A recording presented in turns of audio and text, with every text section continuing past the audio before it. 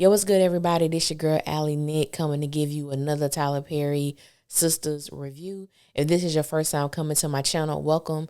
If you are a returning family member, then you already know what it is and what it always will be. Be sure to like, comment, share, subscribe, all that good stuff if you choose to. If not, just sit back, relax, and we're going to get right into this messy, messy thing. Now, we're here to talk about the synopsis for episode 1. The title of this episode is New Beginnings. New romances and old tensions collide as we check on the lives of ANDI, Karen, DANNI, Sabrina, and Fatima 3 months later. Now, the interesting thing is, we're having a 3-month time jump. Most of us are already aware of that, and we're excited and looking forward to what these new writers have in store for us. But I'm going to just deal with the first part of this synopsis, talking about, the new beginnings of romantic relationships and old tensions. Now, we know that when it comes to new romances, DANNI is kicking it with Tony, Sabrina is kicking it with Rich, Karen is dolo solo, ANDI, I'm guessing, is kicking it with Jordan, but we know that ANDI's window of opportunity for more men to join her roster is always open. Okay, we just gonna deal with that little fact. It's always open. Now, the only relationship at the moment that I'm interested in seeing is Sabrina and Rich, mainly because we've never witnessed Sabrina be fully invested in a romantic relationship. Yes, she dealt with Calvin, but it was very 1 foot in, 1 foot out. That's all it was. And you know what, to be honest, I don't think that Tyler Perry really wrote it to give them a fair shot. I think from the very beginning, I think that Sabrina was, naturally attracted to Calvin, physically attracted to him, sexually attracted to him. He had a good job and he seemed like a nice guy. The moment that Sabrina saw Calvin kiss another man on the lips, I think it was over at that moment. Even though she had sex with him, I don't think Sabrina ever got over that moment. And even for myself, we all have what we will accept in a relationship or what we wouldn't. And I don't think that I'm comfortable with my man, kissing another man on the mouth. To each his own. I think that Calvin was a character that was definitely misrepresented. I think that Tyler dropped the ball with him, but I just never saw it for him and Sabrina. Now, on the other hand, the relationship that I am not looking forward to seeing and I have no interest in at the moment is DANNI and Tony, because we've been here before. We've witnessed DANNI on this merry-go-round several times. DANNI is emotionally unstable, and the fact that she is aware of this, yet she continuously dive headfirst into these meaningless relationships, I don't understand it. You know what I'm saying? I don't understand it. So until I see otherwise, I have no interest in this situation with Tony. Interestingly, Tony is a character who has 2 children, and I believe he is divorced, who, of course, he has to have dealings with his ex-wife because that is the mother of his 2 young children. I believe they are aged 11 and 12. And now you have DANNI, put into this situation. It's going to be interesting watching her maneuver this relationship, I guess I'm going to call it, with this man with children. Because honestly, I can't even see DANNI being around somebody's kids.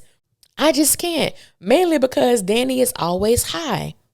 DANNI is always smoking. DANNI is always drinking. And I just don't see DANNI within these 3 months making such a huge turnaround. I just don't. I think that DANNI, I think all the other sisters are probably going to experience some level of maturity and a change. But I just don't see it for DANNI. That's sad to say, but I just don't see it for her. Honestly, I really don't care about ANDI and Jordan either. I'm sorry. I really wanted to like Jordan, but he's just like somebody you play with on the playground.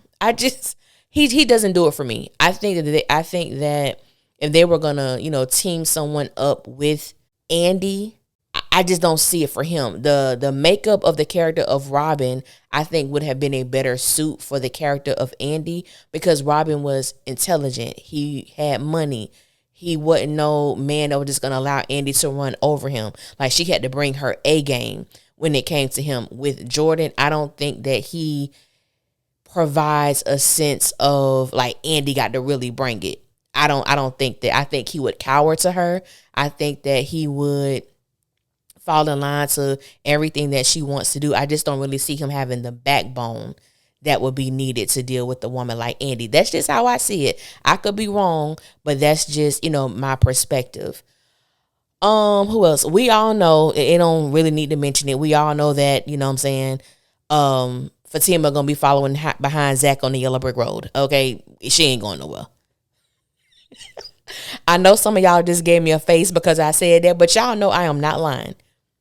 Zach going down that yellow brick road, Fatima will be right there with 10 Man, Toto, and Scarecrow and the Cowardly Lion. Her ass will be right there skipping on down that damn yellow brick road. I'm just saying.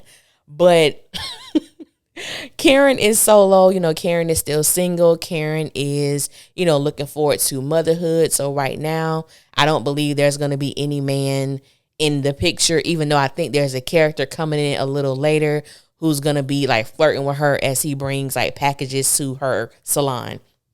I don't think she's going to have anyone serious based on what I've read thus far, but who knows? I don't think everything has been put out there. So we may not know, what's going on. Now, when they talk about these old tensions, I believe this has everything to do with Gary. I believe it has everything to do with Gary trying to have some sense of revenge on some of these women, which I don't know. And I'm going to tell y'all, Gary is like a roach that just won't die. No matter what you do, he just won't concede and give up the spirit. He just refuses to leave the land of the living. And frankly, I'm tired of him. I am so tired of Gary Borders. It don't make no sense. Like I've said on our Sisters Keeper, we need to call up Jasmine, make sure sis is out of jail, because she is the one person who can really deal with that bastard. And we need to bring her up. We need to call her up on the main line and tell her what we want. God, you make a way, get her out of jail so she can come and put Gary 6 feet under. Cremate him, whatever she want to do. I don't care.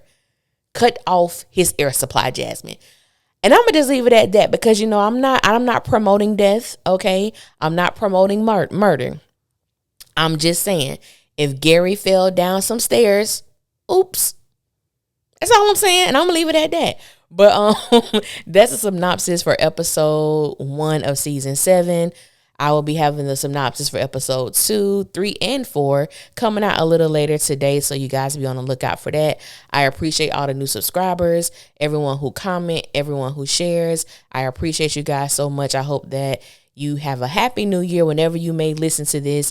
And until next time, I will holler at y'all later, and y'all be safe out there. One.